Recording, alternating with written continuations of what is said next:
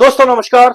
ये मेरा वीडियो आज उन बच्चियों के लिए है जो एक गरीब परिवार से ताल्लुकात रखती है और उनके परिजनों के लिए वीडियो है, क्योंकि एक अमीर परिवार, एक संपन्न परिवार तो अपनी बच्ची की शादी धूमधाम से कर देता है, किंतु एक गरीब बाप जो अपनी बच्ची की शादी में जिंदगी भर की कमाई लगा देता है।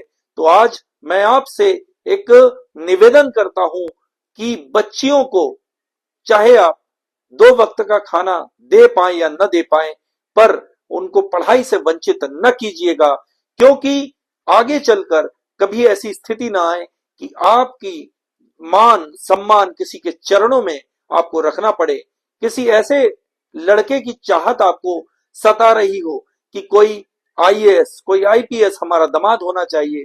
तो दोस्तों, मैं आपको बता दूं कि जो परिजन अपनी बच्चियों को कुछ समय के लिए कुछ सुखों से वंचित करते हैं, जैसे कि बहुत अच्छी चीजें लाकर नहीं देते हैं, किंतु अगर वह अपनी किताब, कॉपी, पढ़ाई लिखाई के जितने भी साधन संसाधन हैं, अगर वह जुटाते हैं और अपने बच्चों को, बच्चियों को अच्छा पढ़ाते हैं, तो कभी यह नौबत नहीं आती कि वे माँ बाप किसी भी तरह अपने मान सम्मान को गिरवी किसी के चरणों में रख सके। तो मेरा सभी से अनुरोध यह है कि आप बच्चियों को पढ़ाएं जरूर। इससे फर्क नहीं पड़ता कि वह सरकारी स्कूल में पढ़ रहे हैं कि प्राइवेट स्कूल में पढ़ रहे हैं, किंतु उनकी पढ़ाई जरूर आप कराइए। चाहे वह किसी भी स्कूल में पढ़ रहे हो, किसी भी कॉलेज में पढ़ रहे हो, उनकी पढ़ाई कराइए जरूर, बीच में मत रोकिए। ऐसा मेरा सोचना है, ऐसा मेरा आग्रह है।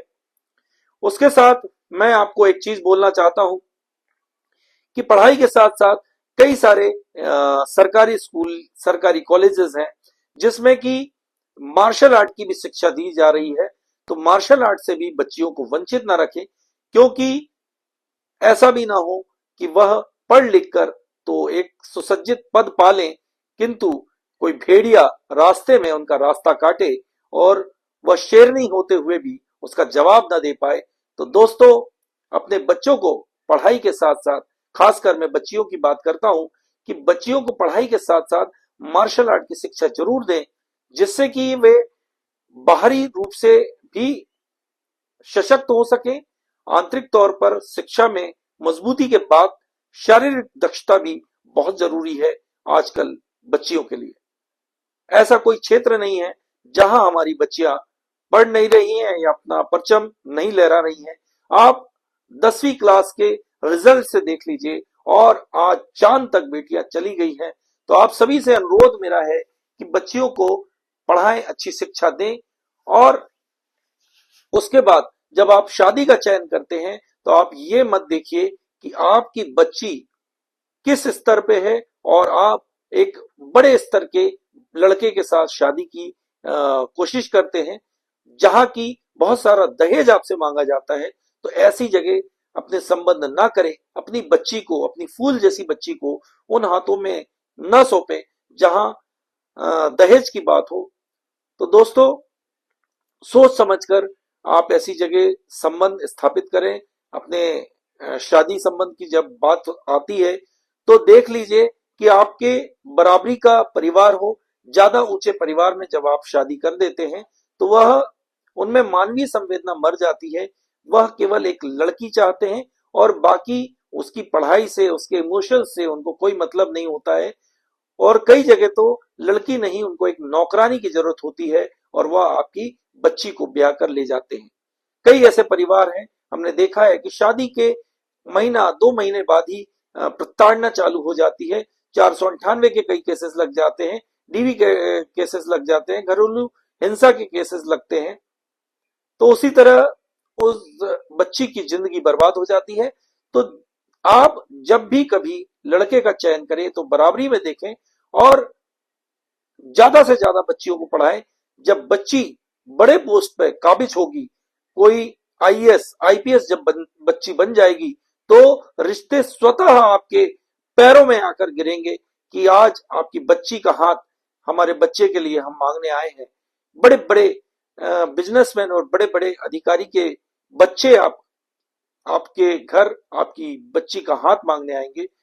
तो यकीन करें, बच्चियों को पढ़ाएं, बच्चियों को अच्छी शिक्षा दें और उसके साथ साथ मार्शल आर्ट का जो मैंने कहा है उस पर भी ध्यान दीजिए। जब आप शादी संबंध कर लेते हैं, करने के बाद एक गरीब पिता जब शादी करता है बच्ची की और आप एक शादी में जाते हैं और जिंदगी भर की पूंजी उसने उस शादी में लगाई होती है, कुछ लाइट में कमी होती है तो कुछ खाने में कमी होती है, कहीं कुछ ना कुछ नुक्स आप निकालते हैं कि कहीं नमक कम था, रोटियां कच्ची थी या पूरी ज्यादा जल गई थी। तो दोस्तों ऐसा ना करें। उस पिता से पूछिए कि एक एक बूंद से किस तरह उसने घड़ा भरा है और उस घड़े पर जाकर एक जोरदार लात अब जब मारते हैं तो उसके सीने पर वह लात पड़ती है। तो ऐसी बात बिल्कुल ना करें। आप कमा कर देखिए, आप उसकी स्थिति पे जरा गौर डालिए कि जहां 2 जून की रोटी के लिए वह सशक्त मेहनत करता है और किसी तरह अपना और अपने बच्चों का पेट पालता है और आज ऐसा संबंध शादी को करने जा रहा है, तो आप इस चीज को देखिए, समझिए उसकी परिस्थिति को और ऐसा ना करें। चुपचाप खाकर आइए, क्योंकि भोजन तो भोजन होता है, अन्न अन्न होता है। कहीं मिर्च मसाले ज्यादा या कम हो सकते हैं, पर किसी गरीब का निरादर मत कीजिए, क्योंकि अनाज अनाज का निरादर करने वाले लोग को कई बार ऐसी स्थितियां आ जाती है, जेब में पैसा पड़ा होता है किंतु वहां अनाज नहीं होता है। सोना चांदी खूब मिल जाएगा पर अनाज नहीं होता है। ऐसी जगह भी कई बार जाना पड़ता है। ऐसी जगह कई बार व्यक्ति अपने आप को महसूस करता है कि जेब में पैसा पड़ा है और खा नहीं पा रहा है। ऐसे ही अगर एक वक्त आप जानते होंगे तो कोविड के समय एक ऐसा वक्त आया कि लोगों के जेबों में पैसा पड़ा रहा, लोग जिंदगी तलाशते रहे, लोग बेड तलाशते रहे, ऑक्सीजन बेड मिल जाए, वेंटिलेटर बेड मिल जाए, पर पैसा खर्च करने के बाद भी हॉस्पिटल में जगह नहीं थी। तो दोस्तों इतना घमंड मत कीजिए अपने पैसे पर, अपने पद पे। तो वह भी 2 दिन का होता है। जिस तरह से हमेशा दुख नहीं रह सकता, उसी तरह हमेशा सुख भी नहीं रह सकता। एक दूसरे के परिचायक हैं, कभी दुख तो कभी सुख, इसी का नाम जिंदगी है। और दोस्तों साथ रहें, संगठित रहें और जो बातें मैंने कही है उन बातों पर गौर कीजिए। बच्चियों को पढ़ाइए, लिखाइए और मार्शल आर्ट की शिक्षा दीजिए, जिससे कि वे खुद तो सर उठा के जिए और आपका भी सर कभी नीचे ना होने दें, ऐसी मेरी आशा है। आपको प्यार करना ही है तो किताबों से कीजिए, नोट्स से कीजिए, क्योंकि वही आपका भाग्य बनाने वाली है। आज कोई लड़की आपके पास आकर कहती है आई लव यू, मैं आपसे बहुत प्यार करती हूं, किंतु वह कोई ना कोई दूसरा उसकी जिंदगी में या तो मौजूद होता है या फिर आ जाता है, तो वह आपका साथ छोड़कर चली जाती है। वह आई लव यू कहां जाता है पता नहीं। किंतु जब आप एक बड़े पोस्ट पर काबिज होते हैं या होती हैं, उसके बाद कोई ऐसी जरूरत नहीं करता कि आपको धोखा देकर कहीं और चले जाए, क्योंकि उससे बड़ा कुछ होता ही नहीं है। तो इसलिए अपने आप को एक शिखर की तरह तैयार करें कि जब भी कभी कोई देखे तो इस तरह देखे और नीचे गर्दन आने में भी कुछ समय उसको लगे, क्योंकि शिखर को जब हम देखते हैं तो शिखर का अंत हमें दिखाई नहीं देता, हमको ऐसे ही देखना पड़ता है। तो इसलिए सफलता एक दिन में नहीं मिलती, धीरे धीरे करके अपने आप को इतना मजबूत कर लीजिए, इतना तैयार कर लीजिए किसी पोस्ट या पद पर काबिज होने के लिए।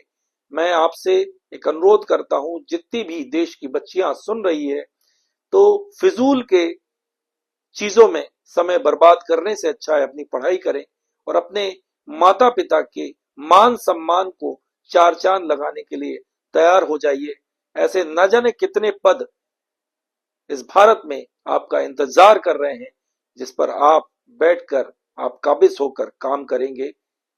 वीडियो मेरा अच्छा अगर आपको लग रहा है तो इसको शेयर जरूर कीजिएगा। धन्यवाद। जय हिंद।